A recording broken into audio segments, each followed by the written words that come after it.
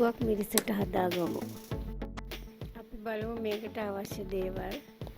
පරිප්පු ග්‍රෑම් 250ක්, බීලුණු සාමාන්‍ය පොඩි ගෙඩියක්, අම්මිරිස් කරල් 2ක්, සුදු ලුණු බිල් 2ක් පමණ, කරපිංචා ඉත්තක්, රම්පෙ කෑල්ලක්, මිරිස් කුඩු තේ හැඳි 1ක්, තුන පහ තේ හැඳි භාගයක්, කහ ස්වල්පයක්, ලුණු අවශ්‍ය ප්‍රමාණයට, ඊපස්සේ වතුර කෝප්පයක්. පොල් තෙල් මේස හැඳි 2ක් පමණ.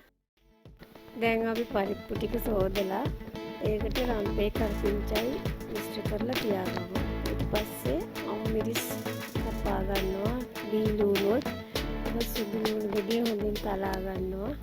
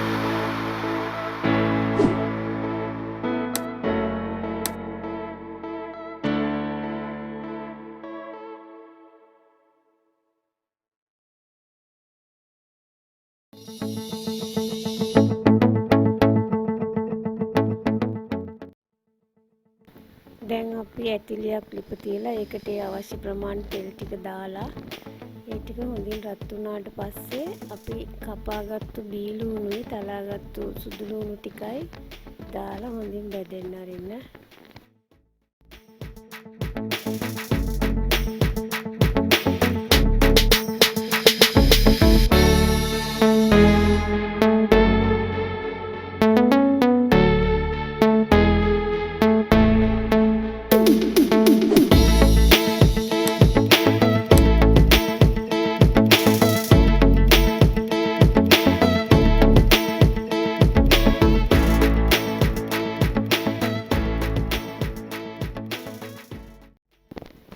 දැන් මේ ලුණු ටිකයි සුදු ලුණු ටිකයි හොඳින් ගන්නවන් පැහැය වුණාට පස්සේ අපි මිරිස් තේ හැඳි 2 ඩක් දාලා ටිකක් කලවම් කරලා ඒකට පරිප්පු ටික මිශ්‍ර කරන්න.